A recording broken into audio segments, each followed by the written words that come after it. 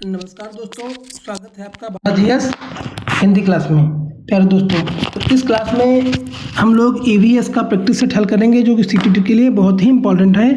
और इस क्लास में विभिन्न एग्जामों में आए हुए जो आपके क्वेश्चंस मिलेंगे, जो आपके विभिन्न परीक्षाएं हो चुकी हैं सीटेट की, उसके सारे क्वेश्चंस आपको, प्रीवियस के क्वेश्चंस आपको मिलेंगे दोस्तों।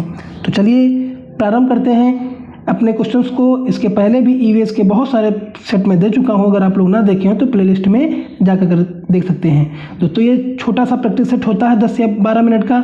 आप लोग देखेंगे तो आपको ज़रूर ही फ़ायदा मिलेगा, क्योंकि जिस प्रकार से सीटेट क्वेश्चन पूछती है उसी प्रकार से ईवीएस और सीडीपी के दोनों प्रैक्टिस सेट देता हूं। अगर आप लोग ना देखे हों तो प्लेलिस्ट में जाकर के देख सकते हैं। तो चलिए, पहला क्वेश्चन है, पर्यावरण अध्ययन की एक शिक्षिका निम्नलिखित कारणों से अपनी कक्षा का प्रारंभ कुछ मुख्य प्रश्न पूछते हुए करती है। सबसे कम प्राथमिकता वाला कारण कौन सा है, उसे चुनिए। तो सबसे कम प्राथमिकता वाला कारण क्या हो सकता है दोस्तों? तो ऑप्शन नंबर आपका दोस्तों सही हो जाएगा, शिक्षार्थियों का चिंतन सीमित किया जा सकता है दोस्तों। तो ये सबसे कम प्राथमिकता वाला क्वेश्चन है। बाकी शिक्षार्थियों का चिंतन उत्दीप्त किया जा सकता है, प्रश्न पूछने में उत्सुकता जगाते हैं, प्रश्न प्रकरण को संदर्भपरक बनाने में मदद करते हैं। तो ऑप्शन नंबर दोस्तों आपका दोस्तों ए सही हो जाएगा इसका। चलिए अगला क्वेश्चन देखते हैं। किसी क्रियाकलाप के लिए समूह बनाते हुए सामाजिक अध्ययन के शिक्षक को चाहिए कि वह क्या करे? उसको चाहिए कि सभी प्रतिभागियों की सहभागिता और सहयोग सुनिश्चित करे। सबसे सटीक क्वेश्चन उत्तर यही हो सकता है। बाकी सुनिश्चित करे कि लड़के लड़कियों की समूह अलग अलग, बिल्कुल नहीं। उसके अंकों के अनुसार समूह बनाए, ये भी नहीं। केवल 2 समूह बनाए और इसमें नहीं। तो सबसे सटीक उत्तर आपका ऑप्शन नंबर ए हो जाएगा दोस्तों। सीटेट में सिर्फ क्वेश्चनों को पढ़ना होता है और समझना होता है। समझ के अनुसार बालक को केंद्र में रख करके रखिए और फिर क्वेश्चन को सोचिए। सबसे सटीक उत्तर जो बैठ रहा हो वही करना चाहिए। ये मनोविज्ञान पे आधारित होते हैं सारे क्वेश्चंस, इसलिए आप लोग सारे क्वेश्चन को पढ़ोगे तभी जो है आप लोग क्वेश्चन सही से हल कर पाओगे।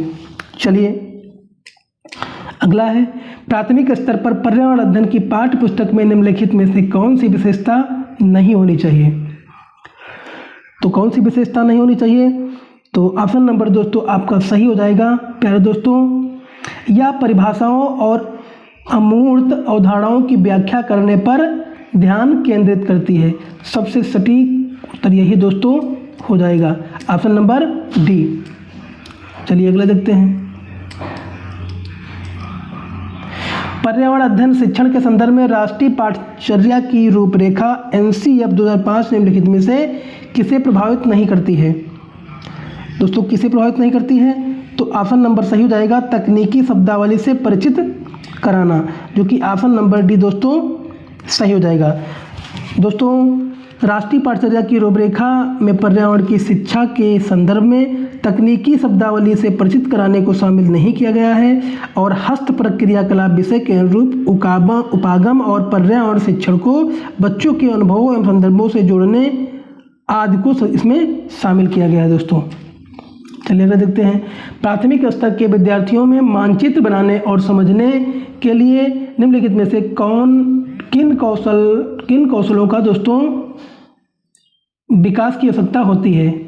तो ऑप्शन नंबर दोस्तों सही हो जाएगा, स्थानों की सापेक्ष स्थिति की समझ। अगला आपका है स्थानों की सापेक्ष दूरी और दिशाओं की समझ। अगला आपका है प्रतीकों और स्केल पैमाने की समझ। ये मानचित्र बनाने के लिए, समझने के लिए ये कौशल आपके पास होने चाहिए। तो ऑप्शन नंबर क्या सही हो जाएगा दोस्तों? ऑप्शन नंबर आपका सी दोस्तों सही हो जाएगा, जो कि ए, बी और सी दोनों सही हैं। चलिए, प्राथमिक कक्षाओं में पर्यावरण अध्ययन पढ़ाने के लिए निम्नलिखित में से कौन सा उद्देश्य संबंधित नहीं है? बताइए कौन सा नहीं है? तो ये हो जाएगा, विज्ञान में आधारभूत प्रत्ययों और सिद्धांतों को रटकर याद कर लेना।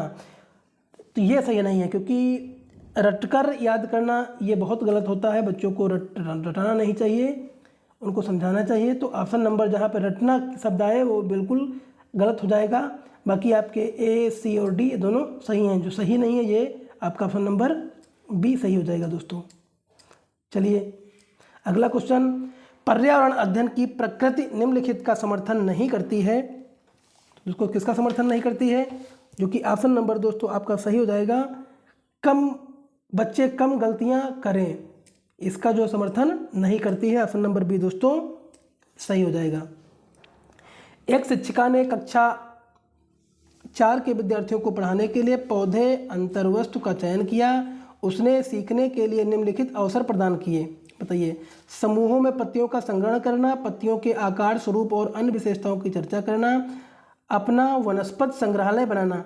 इस प्रकार की गतिविधि है तो शिक्षिका को किस बात के लिए सबसे अधिक प्रोत्साहन नहीं देना चाहिए? बताइए,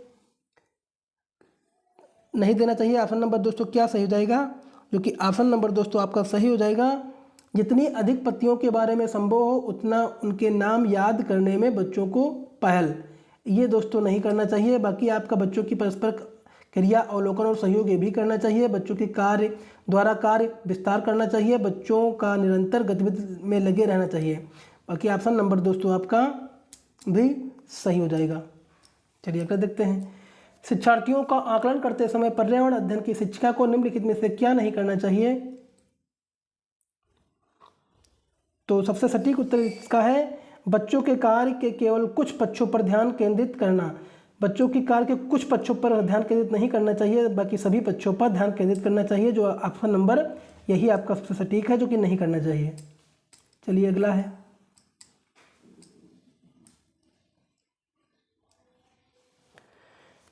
प्राथमिक स्तर पर पर्यावरण अध्ययन में समुदाय सिखाने का एक महत्वपूर्ण संसाधन है, क्योंकि यह वास्तविक स्थितियों में सीखने के अवसर उपलब्ध कराता है। यही आपका सबसे सटीक उत्तर हो जाएगा।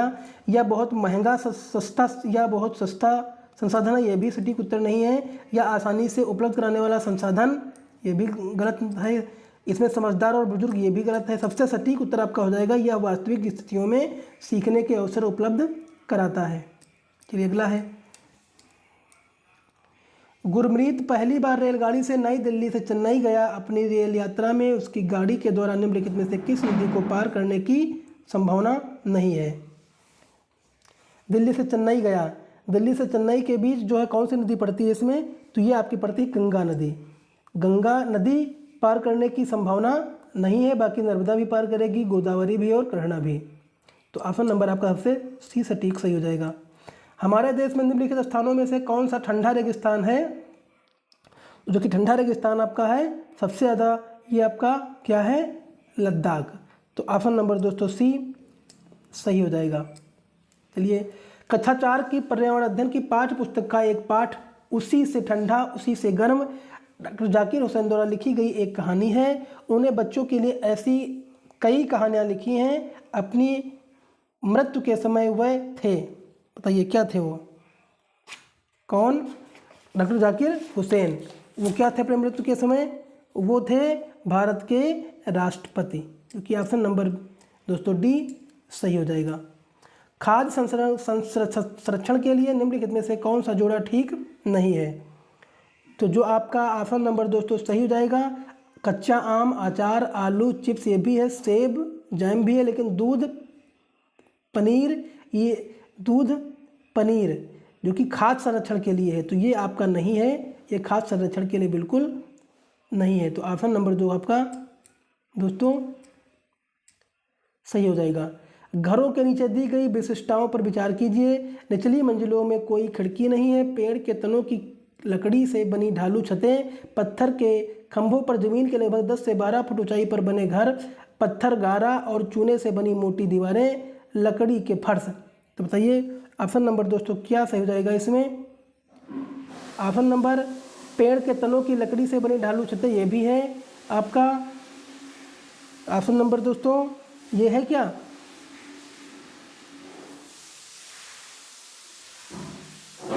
तो सबसे सटीक उत्तर आपका हो जाएगा, निचली मंजिल में कोई खिड़की नहीं है ये, और पत्थर, गारा और चूने से बनी मोटी दीवारें और लकड़ी के फर्श ये। तो ऑप्शन नंबर आपका डी दोस्तों सही हो जाएगा। तो दोस्तों इस सेट में हम इतने क्वेश्चनों को रखेंगे। अगर वीडियो अच्छा लगा हो तो लाइक करिए, कमेंट करिए, चैनल को सब्सक्राइब कर लीजिए। और इसके पहले जो मैं प्रैक्टिस सेट दे चुका हूँ, अगर आप ना देखें तो प्लेलिस्ट में जाकर के देख सकते हैं। जय हिंद, जय भारत।